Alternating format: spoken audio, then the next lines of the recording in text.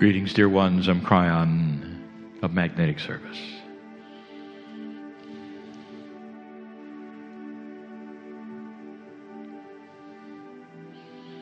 This is the next to the last channeling session of the year. And it's in a place that my partner calls the homeroom.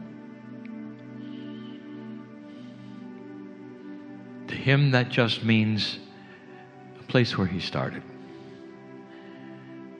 Hard to believe that it was almost 30 years ago. Hard to believe that the place where he's channeling is very close to where he started channeling.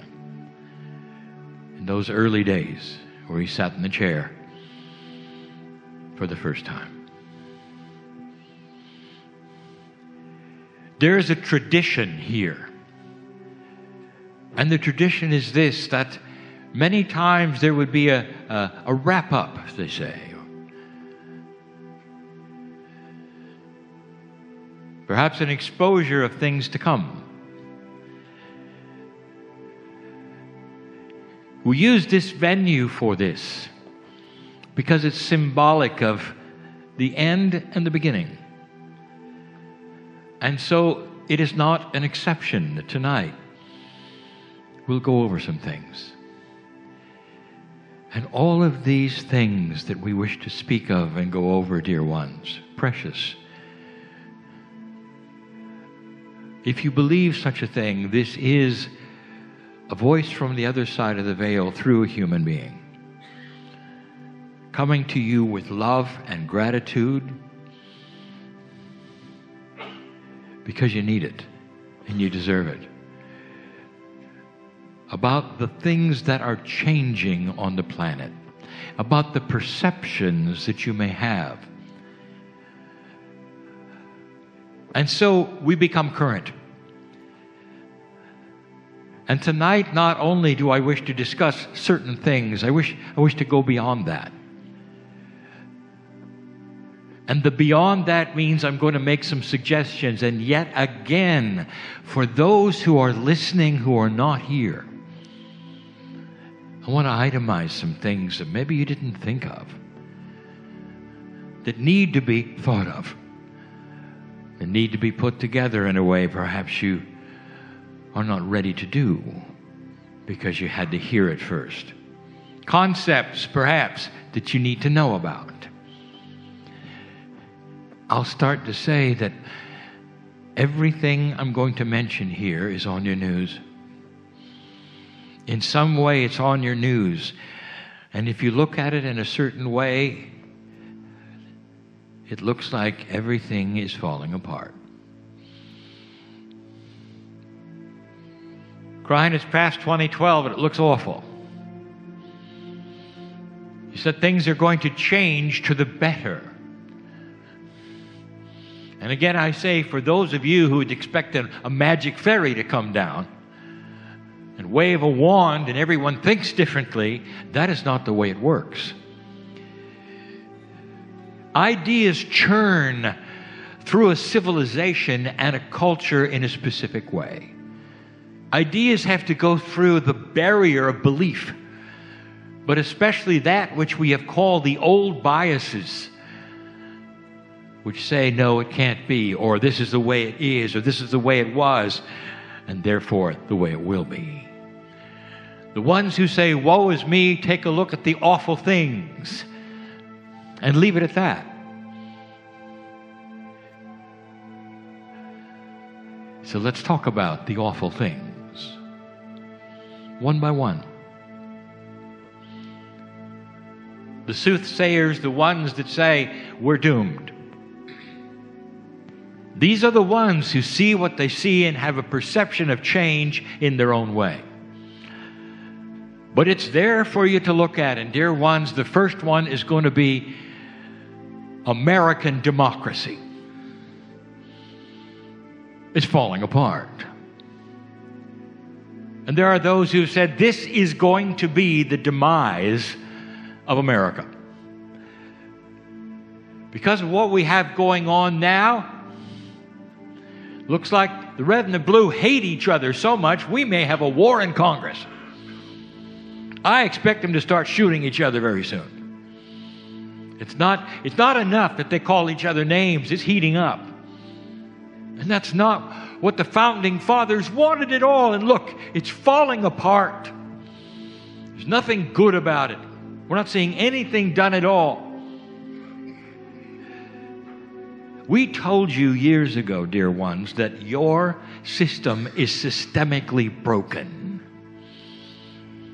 And that it might have been good for 250 years ago, but it's stale now. Because consciousness is changing. Well, if it's broken, it's broken. It's almost like we have elected officials and we put them in this glass house of earth and this social media where everybody can see everything and they get to watch the immense dysfunction of America. And they laugh. Billions of people watching it all crumble. That's number one. How do you like it so far? Number two, Kryon. We put our cities in the right place for the right reasons. We're running out of water. Something's happening with water. We have some of our cities who depended on water from certain places since the 30s. I'm sitting right now in one of them called Southern California, who has never had water. And they get their water from up north, where they have water, until recently, where they don't have water. Some cities are stopping the progress of building because they don't have enough water. They can't then water the things that are supposed to grow well in California. And that's just one place that's running out of water. We told you years ago there would be weather change. Do you remember? We told you what you now call several things today. Climate change probably is the most accurate. That there would be times and places that would change so greatly that once where there was water, there would now be none, and sometimes where there was none, there would be an abundance. Some of those who are listening saying right now, we've got too much water. What are you going to do about that? You sit in a state that's in trouble. That's number two. Number three, let's get current. Kryon, do you know about the garbage patch? We've got a garbage patch in the Pacific Ocean the size of Texas. Plastic is everywhere. It's hurting the ocean. It's hurting the life in the ocean. Can't do anything about it. It's just there. What are we going to do? Is this going to be the demise of the environment? Have we now seen what we've done? Everybody's seeing it. That's number three. Number four, Kryon, we have got pollution everywhere. We tried years ago, we tried at the United Nations and failed. Couldn't get the accord going. The pollution continues and continues, and the smokestacks continue and they continue. And we have then the earth heating up, and we have all of these things, and there are cities where you can't even see across to another building. People are coughing in the streets. We've got pollution. And it's not getting better. Not that I could see. Not that we've been told.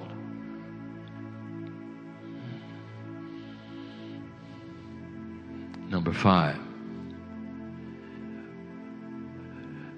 Kryon, there's no way we're going to have enough energy. We keep pumping out all of this electricity, and we can't keep up. We just can't keep up. And then the electricity has to be created, of course, by anything that burns, and we've burned everything. We've got all kinds of ways of making electricity. None of them are safe. And it continues and continues, and it's just like a monster that eats electricity. What are we going to do? There's about 15 more. There's 5. I want to lead you through these 5 in a way, and I'm going to ask you to please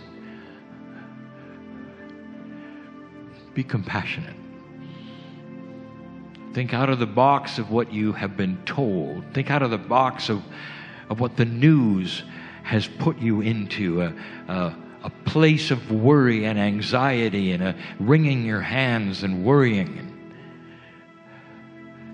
not being aware of certain kinds of things that we told you were coming.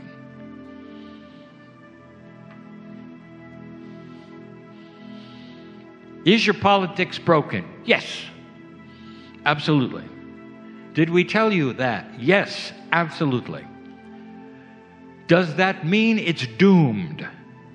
No. When you have something that doesn't work, does it then mean forever it doesn't work? Have you made up your mind in advance that everything that you're seeing is so ugly and so immense that nothing ever can fix it? How many times have we told you what's coming here? Dozens. And yet somehow there are still those who haven't seen it, who don't understand. This is a process, dear ones, that we even warned you about in advance. It's got to break, and it is. And you're seeing it, and it's an embarrassment to the world. What do you think about a system that you have where literally ideas come together, they're discussed, an election happens, and winner takes all? And for 4 years or 8 years, the winner strives to beat up the loser. And then you have another election, and it may reverse, and that winner spends 4 to 8 years gloating and beating up the loser. And in the process of those 4 to 8 years, very little actually gets accomplished for America. You see, it's broken. I told you where it's going. The things that are coming, I want you to watch for. I'm going to call it, and you will laugh, elegant politics. The beginning of what I would call compassionate campaigning. No more name calling. And there's going to emerge a consensus, a confluence in the Congress, in the states, where you don't want to elect a leader or a president that just is one party. Because that president will then go into office and do what all the other presidents have done. Favor the one party because the voters wanted it? What if you had a centrist? Get ready for it.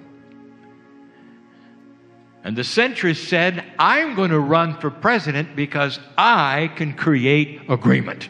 I am good at negotiations. I'm good at knowing where they should go to compromise or not. I'm going to get things done. I don't represent either side, you see. Now, how many of you might be interested in that? Yeah? You feel it, don't you? Well, so will others.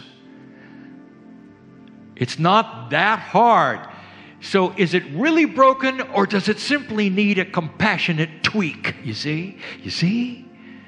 And that would be called evolution. I'll tell you this, if you don't do it, other nations will. They see it coming too. You need a leader who can lead. And this is not an indictment of the current leader. It's an indictment of the system of winner takes all. This would be the evolution of democracy all over the planet. And it's time.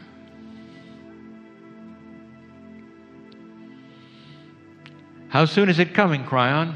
Yes. And there will be those of you who say, not soon enough. Listen, there are those who will hear this and agree. There will be those who have an aha moment. There may be even politicians who say, that's what I've been waiting to hear. I'm going to give it a shot. I'm going to give it a try. I'm going to be compassionate. And probably they will lose for a while. Because these kinds of things are not trusted yet. Well, he's got something he's hiding. She's not going to make it because I don't believe that she can actually do what she says or be compassionate. Oh, they're just holding back. They're not calling names yet, but you wait until they get in. All of this is old bias, because you expect the worst. So how about the old souls listening to this? Start to expect the best. That's what it's going to take. You want to know how fast? It depends upon you. Kryon, we're running out of water. I want to give you a visualization right now. Let's pretend, just pretend, because you're on the edge of the Pacific Ocean, this is viable. Every single one in this room knows what it looks like to go to the ocean and look out and see that vast amount of water. And to look out upon it and sigh when the sun goes down and say, this is a beautiful place. Okay, let's extend that. What if every drop of water that you see in the ocean suddenly becomes viably drinkable? Would that change anything for you? And the answer is, are you kidding? You mean we can use the ocean? You always could. But it was difficult because the technology of desalinization required heat and cost and electricity, none of which were there to have, and it was too slow. I am telling you there's something coming, and we've even given you hints of how it works. Let's expand that. You need to hear it again. For those who've never heard it, you need to hear it again. It's simple. You know, these things are not really simple, but the arrangement, the process, the idea is simple. And then there will those who will go with it, and it may take a couple of years for them to understand how to do it correctly. But that's how all inventions work. Once you have the initial idea, here's the initial idea. Are you ready? Make salt magnetic. And then pull it out of the water in real time with electromagnets. You can make salt magnetic in several ways, dear ones. I throw the gauntlet out to the inventors. Make salt magnetic. You will have a system then where you can have real-time pass-through desalinization without heat and without holding tanks. Comes in salty, goes out fresh. You pass it through 2 or 3 times, but eventually goes in salty, comes out fresh. You know those big tankers that carry 1 million barrels of oil?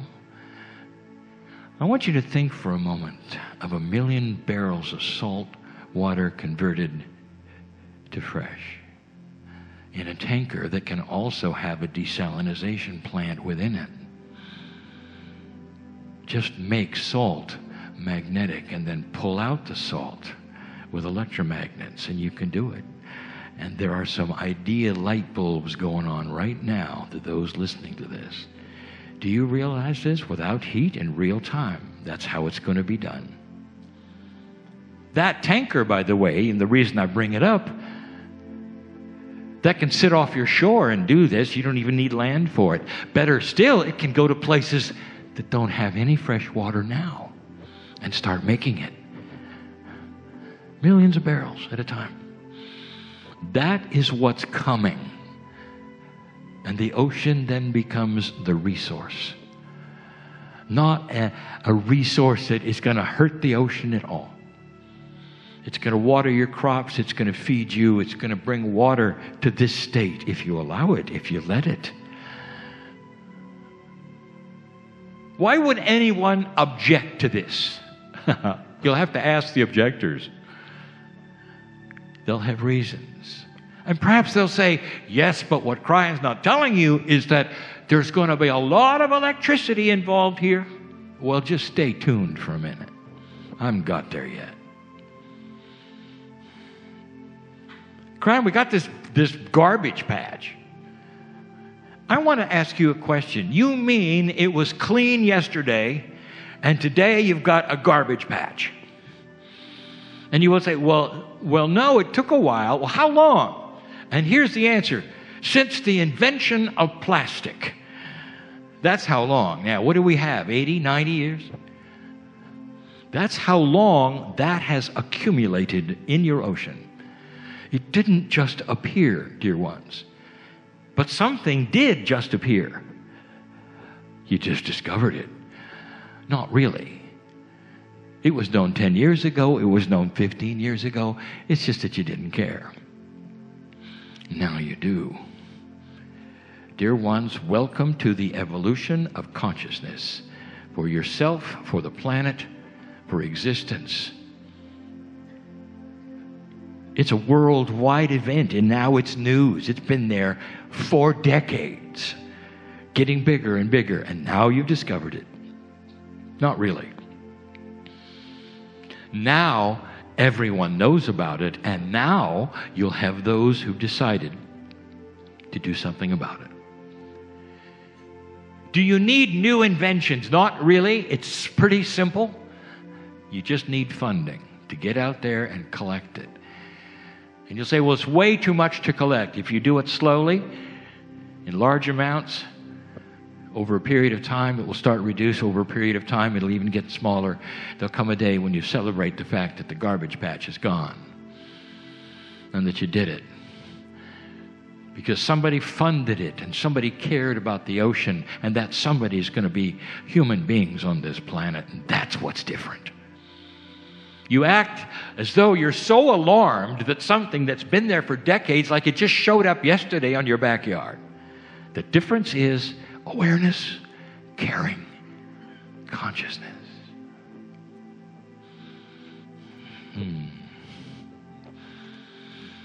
Kryon, we have too much pollution. Yes, you do. And this is where it gets dicey, and I'll tell you why. Because every time I talk about this, there are objectors. There are those who might even leave the room. Because what I tell you is not what you've been told. What I tell you is this. You got too much pollution. Now stay tuned, because the next one I'm going to tell you a little bit about how to get rid of it. But for now, here's what I tell you about your pollution. And a lot of the other things that you suddenly are noticing with all of your instruments and all of the scientists. This pollution is killing you. It is not killing the earth. That's controversial. Keep pouring it out. If you want to die, and if you will, civilizations will go away and the earth will be just fine, thank you.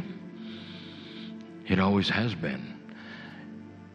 The earth is resilient and will recover even from humanity. So here is your instruction for the day. Stop polluting, because you're killing yourself. But the earth is currently in a cycle. And that cycle corresponds to this movement that you have of killing yourself. And so you then apply it to the planet and say, all of these things that are happening to the planet, you're causing it. Here comes the controversy. No, you're not. No, you're not. I'll say it again. climate change that you are experiencing, including that which is the heating of the atmosphere, is cyclical. And the earth has done it before. And why your climatologists are not reporting it is because they haven't really looked at the records clearly. If you want to look at the ice cores and the tree rings, you're going to discover something amazing. That the earth does this on a regular basis. Go up into Alaska and talk to the indigenous about the movement of glaciers. They come and they go, and they come and they go, and they come and they go. Now, while you were born, they were there. Now they're leaving, and you're having a fit.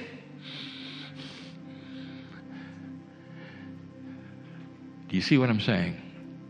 And if you want to talk about how often the cycles happen, there are cycles within cycles. There's 400-year cycles, 1,600-year cycles. And they go from hot to cold. And they do it so that the earth has a way of rejuvenating itself. We've said it before. If you have a fish tank, no matter how well you take care of it and aerate the water and the chemistry, no matter what you do, there comes a time when you got to change the water. Well, the earth cannot change the water. What it can do is with temperatures. It can rejuvenate itself, rejuvenate the fish, the life, all of these things. And it does it on a regular basis. But you've only been here a little while. You've never seen it. Not really. You're new. Can you imagine just for a moment, let's just pretend for a moment, that the lifespan of a human being was 2 months. Now that means you never saw winter, spring, fall, or summer. So let's just say in the 2 months that you're alive, doing your thing and all that, having all of your opinions, it just happens to be winter is approaching. And you've been through summer, and here comes winter, and all of the trees are starting to die, and the leaves are falling off. What are you going to do? Woe is me. The earth is dying. You have no idea. It does it every year. The leaves all fall off. The trees look awful. It looks like everything is dead for a while. And then here comes winter, if it wasn't bad enough. Something called snow. You never saw that either. You see what I'm saying? There are bigger cycles you haven't been through yet. And yet the earth will give this information to you if you look for it. Meanwhile, the fearmongers are out saying, you've hurt the earth, you can't recover, you're doomed. This is really controversial now, what I'm going to tell you. You know that ozone layer? You remember that hole in the ozone? Caused by all those fluorocarbons and those things that you cleaned up in the last 30 years? You see, that ozone layer is closing up now. Congratulations for not understanding anything. Did you know that the ozone in general on the earth is starting to thin? Now, why don't you go back to the 60s and find out something they found out, that the ozone layer is relational to the magnetic field of the earth. Welcome to magnetic shift. The ozone would have done what it did, even if you weren't here. It's part of what happens on this planet on a regular basis. It's part of what happens in the radiant sun cycles. It's part of the shift of this planet and how it adjusts itself. And it's doing it again so that the humanity that is here in abundance and that will get more abundant and more populate will be able to have the food you need. How does that sound? That's controversial. Climate change is happening as it always has. And you're seeing the leaves fall off the tree and you're calling for help. You didn't cause it, dear ones. The pollution you're pouring into the air is killing you. That's not good. Clean it up. But this earth of yours, they know what they're doing. They, the Gaia, the elementals, all of the multidimensional life that has been here all along, churning through these cycles long before you ever got here to complain about them. That's controversial. I want to talk about energy. You're starting to see the value of electricity and the storage of it. More than ever before, you're seeing industry start to recognize that one of the key elements of everything you've ever done to create power has to be eliminated, and it's called heat. Every time you need to make power, you need heat. You need heat for steam, and steam then powers turbines which turn and then create electricity for you. And whether you're burning oil or whether you're burning coal or whether you're burning anything, you still have to have heat. So you're always going to burn something. There's some technologies out there that are showing you how you can burn things without smoke, but that's not the answer. The answer is don't burn anything. The answer is no heat. Kryon, you can't do this without heat. We told you that there's free heat if you wanted it. While you're burning all of these resources and pouring smoke into the atmosphere, we told you it's right below your feet. And the answer that the scientists gave to Kryon, they said, you mean geothermal? And Kryon says, yes. He says, it's too hard to get to. The hole you'd have to drill is it's technically impossible to drill a hole and have that to pick up the heat you need. It's free heat and you can have free energy and all that. But we don't have the technology. It's just too hard. Let me interpret what you just said. We don't want to spend the money on that. We'd rather build a nuclear reactor, which has probably cost more. Now, have you seen the folly of nuclear power in the last few years, dear ones?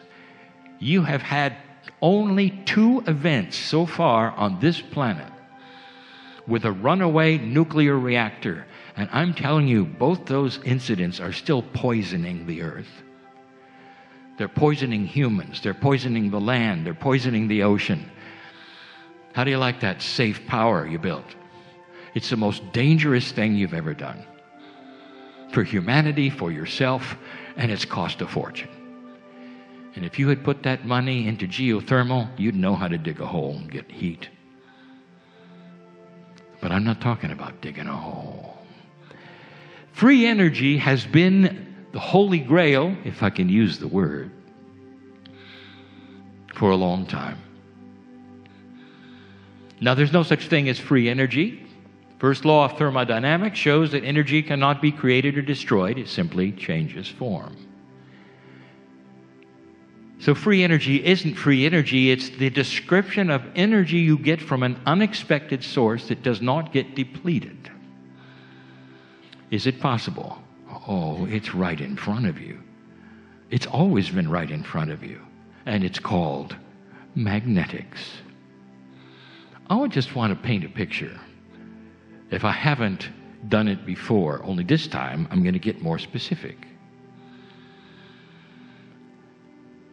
Have you ever played with permanent unidirectional magnets? These are simply magnets that attract very powerfully and repel very powerfully, depending upon how you position them and the plus and the minus. Some of them are so powerful that 2 grown men could not pull them apart. 2 grown men could not push them together. Imagine 2 grown men trying to push a positive and a negative together on magnets that are so strong that they simply will not go together. And the men would push and push and push. Question, what's the duration of the pushing before those magnets would go together? How do you like forever? Welcome to a power source. Are you understanding this? Magnetics has always been there. It pushes and it pulls. That's what it does. It pushes and it pulls. Have you ever seen a steam engine? Have you seen anything that makes power? It needs to push and it needs to pull.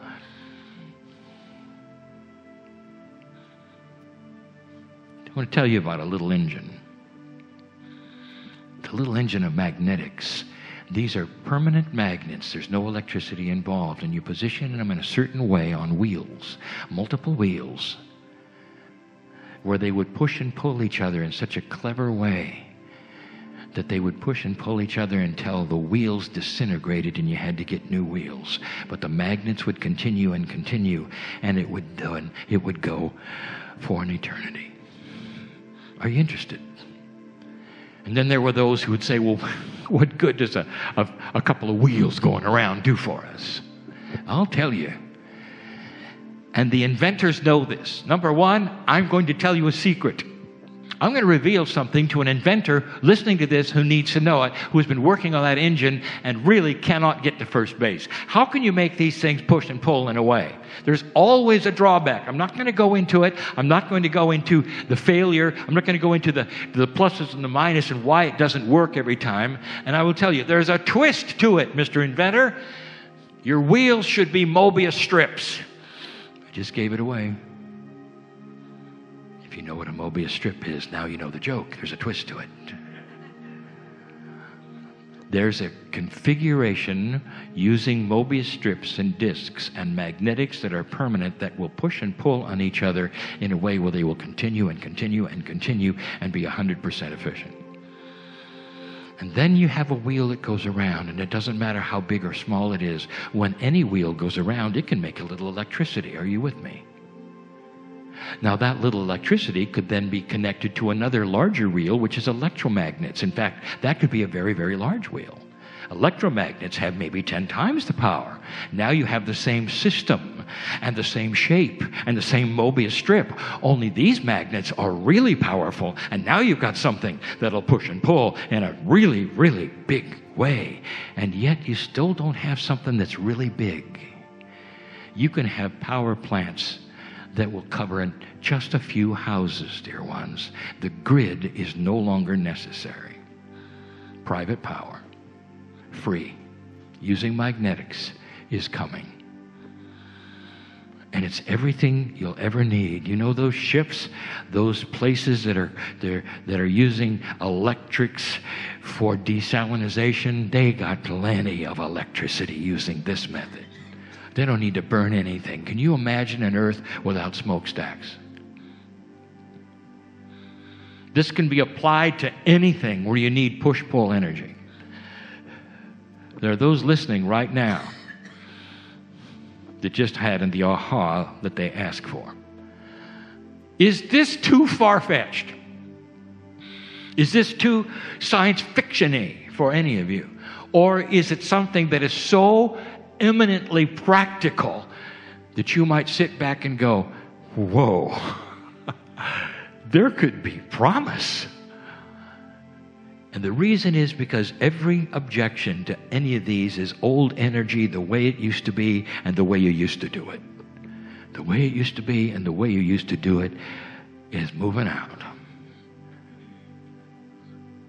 Watch for private industry to create this, not government. That will be the other secret.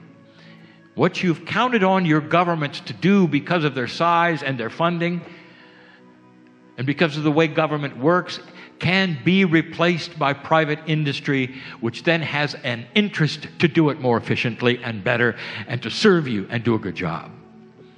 Something governments don't necessarily have. Private industry. It's going to happen. Kryon, when are these things going to happen? Yes. When you support them and see them and don't think it's crazy. When you look for them in the news, when they start to be announced, when somebody comes up with it and you say, wow, I heard that in a Kryon meeting. Now, I haven't given anything this day which hasn't already been worked on, thought of, and in the process. And that should give you hope. Patience, dear ones. Most benevolent outcome. Don't wring your hands. This is the end of the channel. Don't wring your hands. I want you to start thinking about this. You passed the marker of 2012. It was always known that if you had passed this marker, and the ancients said it, that there would be a new human, a new humanity, a new consciousness.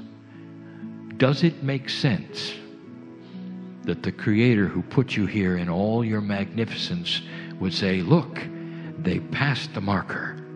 Good, let's snuff them out now. And that's what you're being told. Spiritual organizations will tell you, well, you know, the Armageddon is still coming, that war that you haven't had for 80 years, well, still coming, you know. Your science fiction films, they say it all. There's been a shift of doom bias.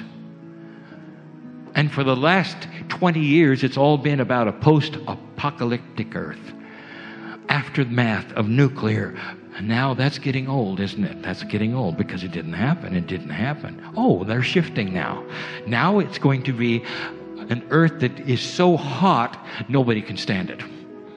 In fact, it's so hot, aliens who love heat are going to come and take over. That's where it's going.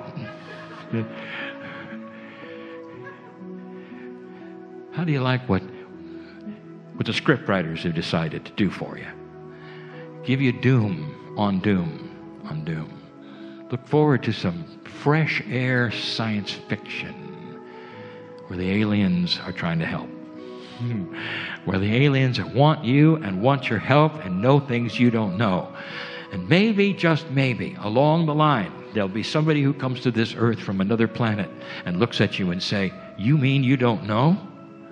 And you say, we don't know what? You don't know? And you say, we don't know what?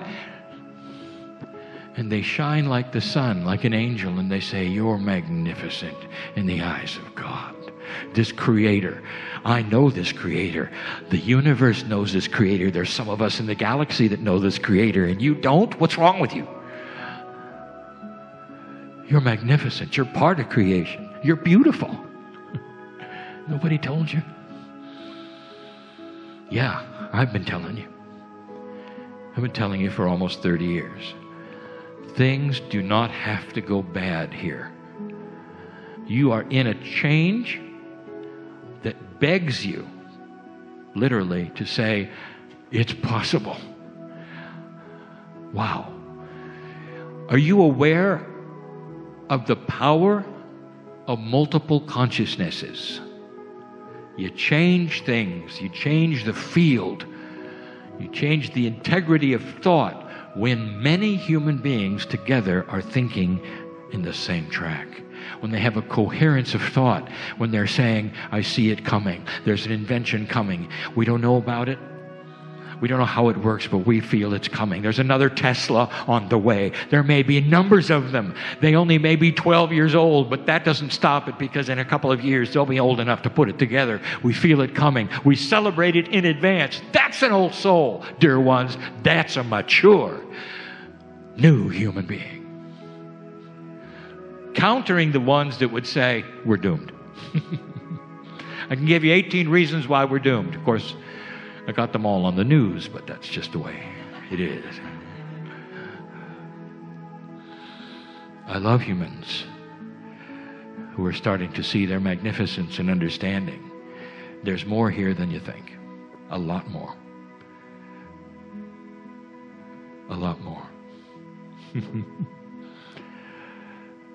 And so it is.